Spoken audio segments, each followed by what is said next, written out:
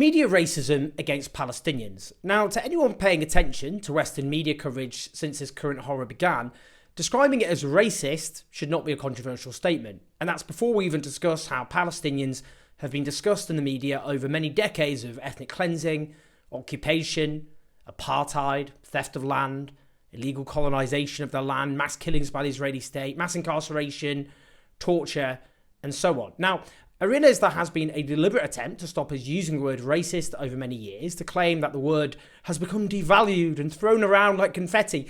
That is a nonsense, and indeed we are being told to treat accusations of racism as being more outrageous than actual racism itself. But what we're talking about here is racism. Racism in the most precise possible use of the word, where the lives of some are treated as having inherently less worth because of their ethnicity. Now, I'm going to discuss a new study shortly about the US media, but first I just want to update you on a previous video I did on the BBC's racism. That's because I approached the BBC for comment about it, and the response, well, you'll see, is quite something. Now, a little recap.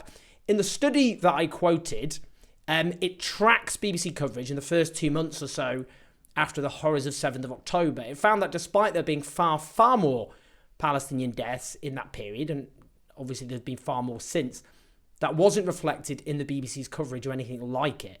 Mentions of violent Palestinian deaths never received the attention of violent Israeli deaths. And then, from week after week, mentions of Palestinian violent deaths still have to keep competing with mentions of Israeli violent deaths, even though, of course, Israeli violent deaths were overwhelmingly on one day during the atrocities and war crimes committed against Israeli civilians, which I've always noted. And yet every single day brings a new mass slaughter of Palestinians. So what that means is mentions per Palestinian death in BBC coverage are much, much, much lower than mentions in BBC coverage per Israeli death. Now, furthermore, the study also found humanising language like mother, granddaughter, grandfather, son, and so on was used far less for Palestinian deaths than Israeli deaths, even though, again, there are far more mothers, daughters, grandfathers, grandmothers, sons, and so on being killed. Now, they also found emotive language to describe deaths like murder, massacre, and slaughter were used repeatedly for Israeli deaths, but almost never for Palestinian deaths. And that includes, for example, those Palestinians of the West Bank being killed in ways entirely comparable to how Israelis were killed on the 7th of October. As I say, this is just straightforward racism. It really is. I mean, how else to describe it? Now, I approached the BBC and they said the following. Let me just read their statement. Throughout our reporting on the conflict, the BBC has made clear the devastating human cost to civilians living in Gaza and Israel. We will continue to give careful thought in how we do this. We welcome scrutiny and reflect on all feedback. The BBC is one of the few news organisations to have journalists inside Gaza, and they've provided on-the-ground reporting at considerable personal risk, including first-hand testimony and descriptions of what's happening. Our coverage of the conflict across all our platforms, TV and radio as well as online, has included stories of Palestinian victims and testimony from civilians, doctors and aid workers. The algorithm does not provide insight into the context of the usage of particular words, either in relation to the attacks of 7th of October or the Israeli offensive in Gaza. We do not think coverage can be assessed solely by counting particular words used, and do not believe this analysis demonstrates bias. What kind of answer is that? They haven't answered, which is what I asked them to do, why they have given far, far less attention, proportionally speaking, to Palestinian deaths than Israeli deaths.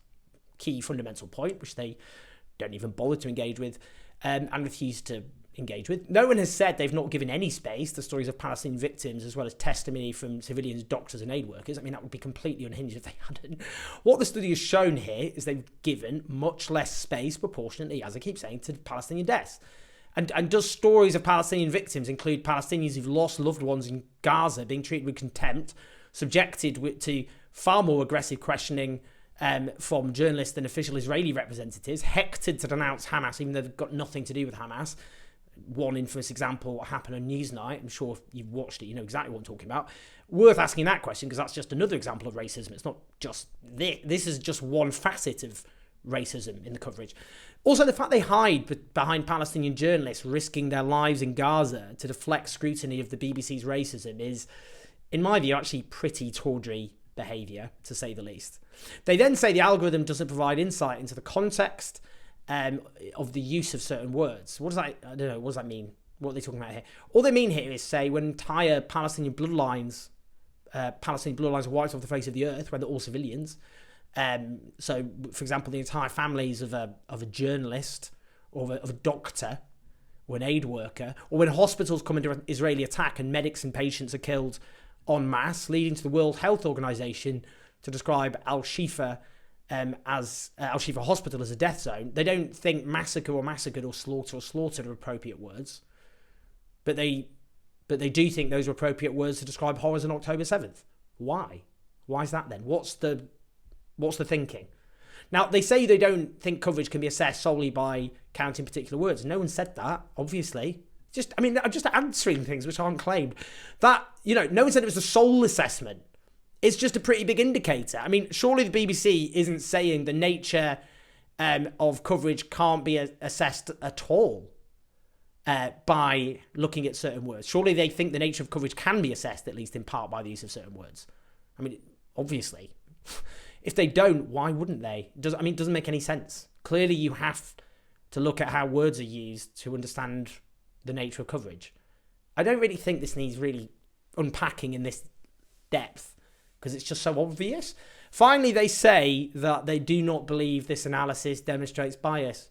Now, to quote Tim from The Office, "Oh, you've won the argument doing that, have you?" Yeah, of course, that's won the argument. I mean, what? The BBC have investigated themselves and come back and said, we're not biased, despite having far less relative coverage of Palestinian deaths, using far less humanising language for Palestinian deaths, and using far less emotive words to describe Palestinian deaths. I'll leave it with you whether you're convinced by that. I would say it's just preposterous. Now, a new investigation by The Intercept has looked at US media outlets, specifically the New York Times, Washington Post, and Los Angeles Times. These are supposed to be liberal publications, of course. Now, they conclude that these newspapers had paid little attention to the unprecedented impacts of Israel's siege and bombing campaign on both children and journalists in the Gaza Strip. Just like the BBC, the investigation found major newspapers in the US disproportionately emphasised Israeli deaths, used emotive language to describe the killing of Israelis, but not Palestinians, and offered lopsided coverage of anti-Semitic acts in the US, while largely ignoring anti-Muslim racism. What this was an open source analysis looking at the first 6 weeks of the conflict. So we're talking between the 7th of October and the 24th of November. So a slightly shorter time frame than the analysis of BBC coverage, but not by a huge amount. They looked at 1,000 articles from these newspapers in the US, and they found that for every Israeli deaths, Israelis are mentioned 8 times, or a rate 16 times more per death than that of Palestinians. The study also found that mentions of Palestinians actually decline as the death toll of Palestinians increased. Like the BBC, extremely emotive terms were reserved almost exclusively for Israelis killed by Palestinians rather than the other way around. So, for example, slaughter, massacre, and horrific. The word slaughter was used by editors and reporters to describe the killing of Israelis versus Palestinians 60-1. Massacre was used to describe the killings of Israelis versus Palestinians 152-1. Horrific was used to describe the killing of Israelis versus Palestinians 36-4. They found only 2 headlines out of over 1,100 articles mentioned children, let's say relating to Gazan children, despite Israel's war on Gaza being perhaps, as they know, the deadliest war for children in modern history. There's little mention of the word children, despite thousands and thousands of children suffering violent deaths at the hands of Israeli bombs and bullets. There isn't even journalistic solidarity in this, by the way. Despite there being more journalists killed than in any other recorded conflict, there was little mention in headlines of the word journalist or equivalents, terms, reporters, photojournalists. In sum, the main newspapers, concludes the Intercept study, rarely give the Palestinians humanising coverage. A previous study also found that on US cable news, it was even worse. By the middle of November, far more mentions of Israelis compared to Palestinians. Indeed, Israelis were mentioned approaching 100,000 times, Palestinians just 20,000. 5 times or so less. This is racism. It's very straightforward racism. It really is. What this does is warp public understanding of the horror, clearly. It reduces the scope for informed public outrage over the scale of mass slaughter, meaning less pressure on Western governments arming and supporting the Israeli offensive. Look, clearly, Palestinian deaths are treated as not having anywhere near the worth of an Israeli death. Israeli deaths should be treated extremely seriously.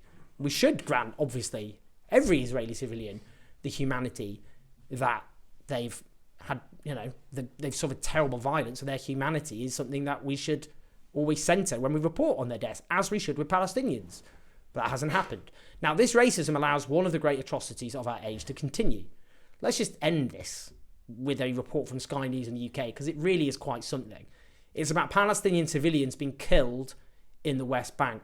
Just have a listen. This happened at the border checkpoint. You can see a car going through and ramming some of the police that were actually manning that checkpoint. The video we're going to freeze shortly, but the two people, a man and a woman in the car, in the subsequently they were killed by the police, but it looks like accidentally a stray bullet found its way into the van ahead, and that killed a 3 or 4 year old young lady. So tragic events in the West Bank. What do you say? It's like a dark, dark satire. A 3 or 4 year old is described as a young lady. Yeah, you see, there's usually a word we use in English language there. You might have heard of it. It's child. As for accidentally a stray bullet found its way into the van. What? How is this possible? How is this coverage possible? How are we all not up in outrage about this? All of us. They're taking the piss. In a pretty disturbing way, I would say. Look, there are some other superb mainstream journalists out there. Given we're talking about Sky News, actually, I'd note their correspondent Alex Crawford is just stating facts and getting absolutely dogpiled by some of the worst people on earth. But it's clear that overall the Western media has dehumanised Palestinians, treated their deaths with contempt, warped understanding about the reality of the current horror, and therefore made it more possible for Israel to get away with their crimes. That's why we all have a responsibility to use our platforms to build alternatives, however big or small our platform happens to be, to get the truth out.